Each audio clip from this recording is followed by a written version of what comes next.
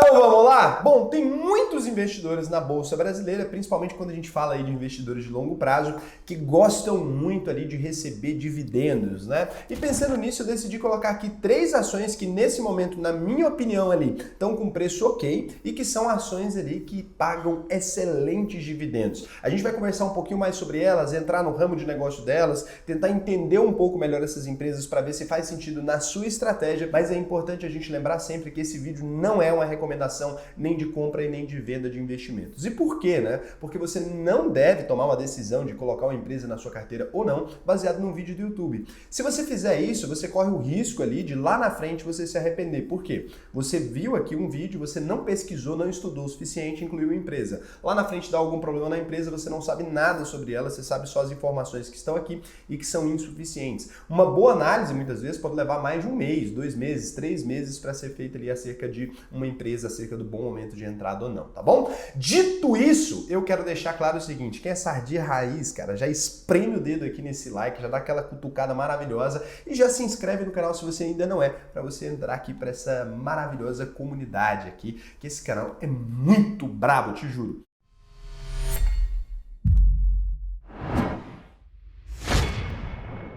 Então a primeira empresa que a gente vai falar aqui é a SulAmérica, Sula 11. O que é a SulAmérica? É uma empresa aí de seguros, cara. É uma seguradora muito antiga. Ela começou as operações dela em 1895, quando o saco do seu pai nem existia para você pensar em estar lá dentro. Então, talvez nem o saco do seu avô existia nessa época, 1895, nem do bisavô que sai. Então, é uma empresa que tem muito tempo de operação e é aquilo que a gente sempre fala aqui. Seguro é um setor perene, cara, tá com a humanidade desde sempre. E a SulAmérica é uma empresa também perene, porque está no Brasil aí há muitos anos. Ela abriu capital ali em 2007, então o IPO não é muito antigo, mas também não é dos mais recentes, aí 14 anos de IPO já é uma coisa interessante. A empresa é conhecida por ser a maior seguradora independente do Brasil. Ela atua ali em todas as linhas de seguros, né? Seguro para veículo, seguro para imóvel, seguro para pessoa física, seguro para pessoa jurídica.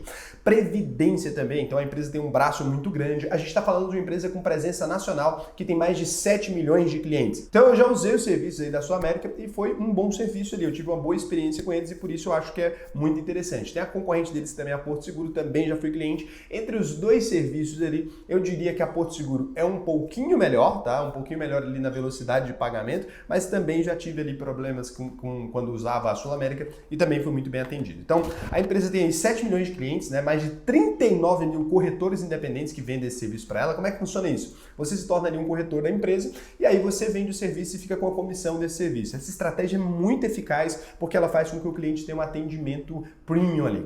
Muita vida do cliente, então as empresas que usam esse tipo de serviço é muito bom. Ela tem mais de 3.800 funcionários e 20 instituições parceiras ali que dão suporte, venda e distribuição também desses seguros. Então a empresa com uma operação gigantesca. Em termos de receita líquida, né, nos últimos 12 meses a empresa chegou aí a fazer 20 bilhões, 739 milhões, 700 mil reais, né? E de onde vem essa receita é sempre importante. Quando você vê uma empresa com uma receita líquida muito grande, tenta saber com que ela realmente ganha dinheiro. Por quê? Porque muitas empresas têm ali um serviço financeiro, ela acaba pegando o dinheiro e fazendo esse dinheiro render. Tem empresas ali que estão falando que vendem um produto, mas na verdade elas vendem outro que tem uma margem bem menor e elas divulgam sempre falando daquele produto que tem uma margem maior. Então é muito importante você tentar entender aqui de onde vem o dinheiro. Então quando a gente olha aqui a composição da receita dela, de fato a gente chega aí nesses números que surpreendem. A gente tem 92,5% aí no setor de saúde odontológico, aí quando você olha para vida, previdência e gestão de ativos é 6,9% e outros é 0,6%.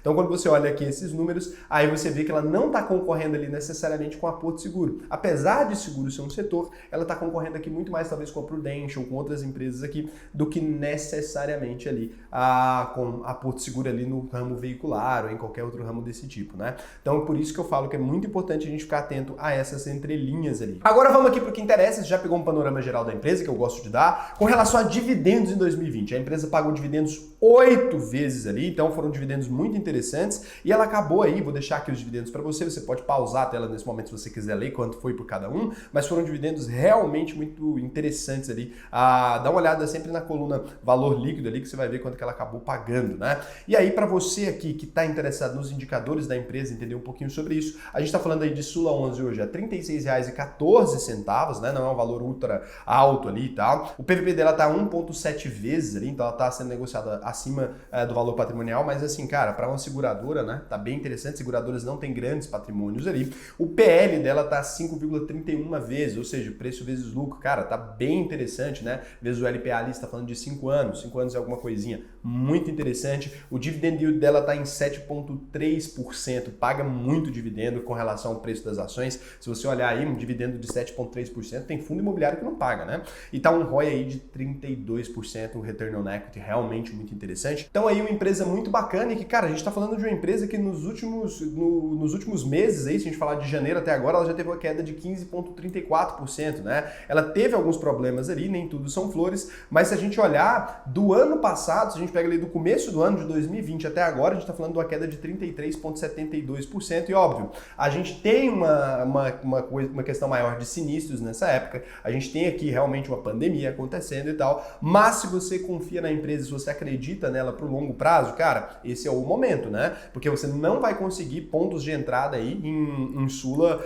tão fácil, né? Você não vai conseguir momentos ali onde a empresa esteja tão afetada quanto agora. Ela teve ali uma alta muito grande em 2010, depois passou anos bem lateral ali, e aí quando a gente olha aqui para a janela de 2019 ali, a empresa supitou para cima e agora, em virtude desse acontecimento recente, a gente está falando de uma empresa que está num preço bem interessante para quem gosta do setor e tal. Eu já tenho uma exposição em WIS Soluções ali, que é de corretagem de seguros, e já tenho uma exposição em BBSE. Então, para mim, né, a parte de seguros aqui eu já estou bem coberto dela, mas nesse valor aqui, confesso que me atrai um pouco, principalmente para a questão do dividendos, uma empresa ali que é boa pagadora de dividendos, uma empresa histórica e tudo. Eu confesso que é bem interessante, vale a pena você estudar e se dedicar um pouco mais a entender essa empresa, se cabe na sua carteira para você ver. Mesmo empresa boa, às vezes, não cabe na estratégia de uma pessoa, porque já tem uma exposição muito grande no mesmo setor, para evitar correlação de ativos e tal. Então, é muito importante vocês começarem a entender também esse lado racional das decisões. Não é porque é uma boa oportunidade que é boa para todo mundo, é boa para cada um, né? Ou ruim para cada um. E é por isso que não dá para ficar investindo com base em videozinho do YouTube. Então, a segunda empresa que a gente vai falar aqui agora, cara, uma empresa com nome facinho, olha só, vou deixar aqui na tela para você, sabe falar?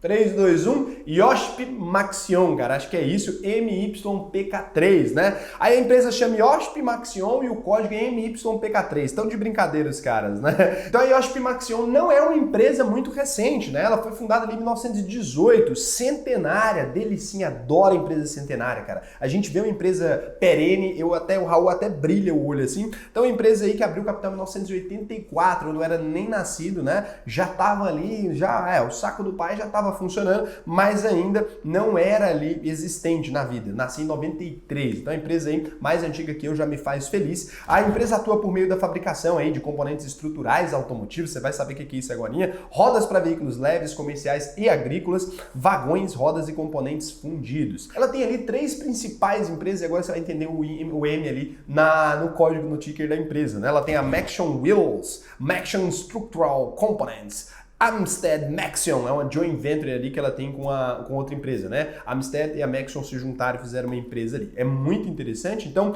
com relação a produtos e serviços, aí eu acho que comercializa aí, principalmente hoje, essas rodas de aço e alumínio, né? Para veículos leves e comerciais. Longarina, você sabe o que é uma longarina? Vou colocar uma foto aqui para você de uma longarina. Ela também fabrica chassis para veículos comerciais, conjuntos estampados para veículos e fundidos ferroviários. Cara, é coisa pra caramba. É uma empresa ali que fabrica, vamos por componentes para veículos, de modo geral aqui, vai dar mais ou menos isso que você vai entender. Além disso, ela também presta serviço aí para montagem de vagões ferroviários. E você lembra aí que a gente está nas vésperas aqui de aprovar uma lei que vai possibilitar o aumento aí muito grande de ferrovias no Brasil e quem sabe, né, isso aqui impacte positivamente. Lembra que quem sabe é uma coisa que pode acontecer para você não se enganar com esse tipo de informação. É importante não fazer predição do futuro. Pode acontecer essa mudança na legislação brasileira que possibilite mais empresas aí a ter mais vagões, mais ferrovias e mais tudo isso, e ela pode sim ser beneficiada porque é uma das únicas empresas que fazem isso no Brasil, tá? Então é uma empresa muito interessante. Se a gente olha para o terceiro trimestre dela, é importante você ver de onde vem a receita, porque você viu a pegadinha lá em Sula. Rodas de alumínio VL ali, 32%, rodas de aço VL, 29%, rodas de aço VC, 20%, componentes estruturais VL, 2%, componentes estruturais VC, então 17%, né? E aqui a gente entende aqui que maior parte, então, grão do dinheiro dela vem de rodas ali e não necessariamente dos outros componentes. Viu como é importante a gente observar? Porque assim, às vezes uma receita que a empresa está tendo ali, que ela fala, putz, eu sou uma empresa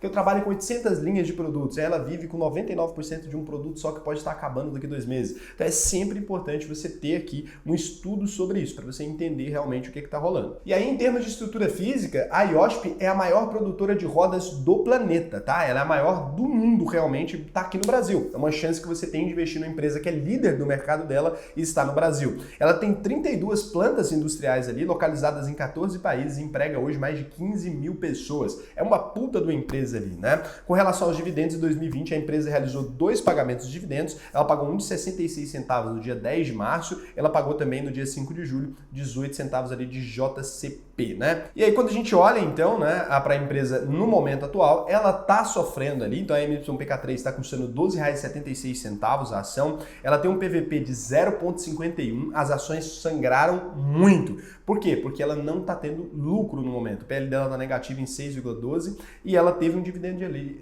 E mesmo assim ela distribuiu dividendos, então ela teve ali um yield de 5,2% e o ROI da empresa está negativo em 8,4%. Raul, a empresa então está no mau momento? Sim, do começo da pandemia até agora, a cotação da IOSP caiu 37,35%, então é uma empresa que sangrou bastante, tá? O que aconteceu aqui foi principalmente uma questão de matéria-prima, que ela tem um custo mais elevado, acabou vindo a pandemia, tá vendendo menos, o mercado brasileiro, que onde ela tem uma participação muito grande, não retomou. Na América do Norte já deu uma retomada melhor, mas o mercado brasileiro não retomou. Então a empresa está no momento ali mais crítico da situação dela, só que ela não é uma daquelas empresas que tem uma dívida gigante, tá? Ela não é uma empresa absurdamente endividada, com a dívida fora de controle, onde tem risco de falência ali, de uma hora para outra, não é nada disso. Então quando a gente vê que a ação caiu de preço e tudo, né, é muito importante se observar se antes disso a empresa tinha lucros consistentes ali, se é um momento passageiro e tal, você entender se encaixa na sua estratégia. Eu não acho que IOSP é uma empresa ruim, é o que eu tô falando, ela tá barata, eu acho que ela é uma empresa interessante, mas para quem diversifica muito, alguém que quer montar uma posição gigante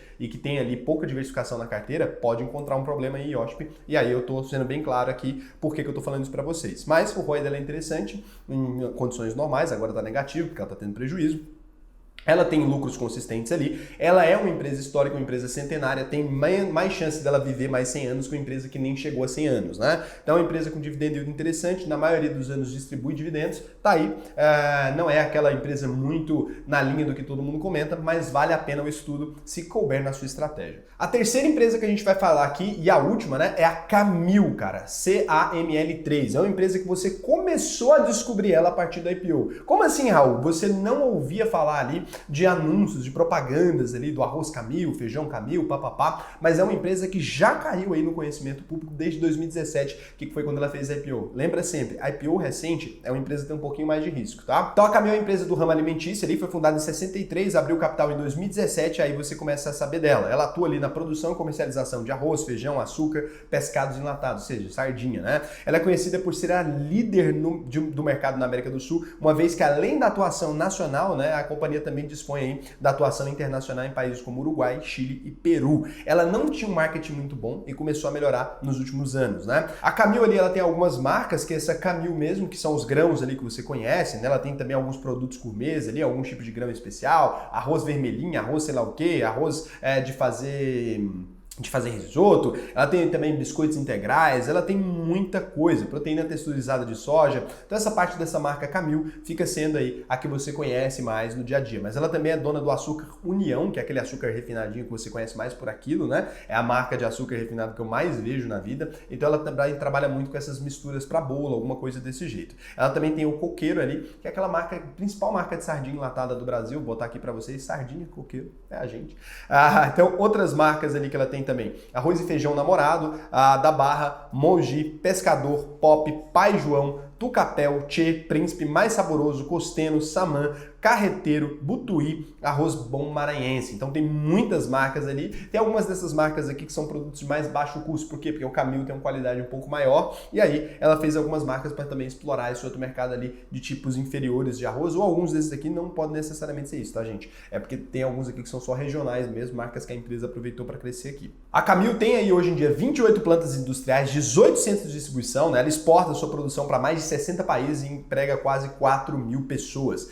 é um dos mercados aí, apesar de ser comoditizado ali, é um dos principais mercados que a gente fala aqui do Brasil, cara. O Brasil é um grande produtor de alimentos, a gente tem muitos aqui, você vê que a exportação e tal, e é um setor completamente perene. Você pode parar de comprar o que você quiser, agora parar de comprar arroz, feijão e açúcar no Brasil, e pescados ali que eu falo, porra, sardinha em lata, tá aí um tipo de coisa que não se movimenta muito na nossa cultura. Isso aí é difícil as pessoas pararem, na crise cresce, na tempo ruim cresce, então tem margem boa para todos os lados. É lógico que às vezes por uma operação não vir exclusivamente disso, não significa que ela vai crescer todos os anos e aumentar o lucro todos os anos. Mas a tendência é sempre de se manter aqui. E a empresa pagou 4 vezes dividendos em 2020, né? Acabou tendo um yield aí muito interessante. Então assim, se você olhar, CAML3 tá R$10,65 a ação hoje, PVV tá 1,39 vezes, é um small cap aí, o PL tá 8,30, né? Um PL bem interessante também, um dividend yield de 5,6% e nesse setor ela tem um ROI pauleira, que é um ROI de 16,7%, que para esse setor é muito interessante aqui, né?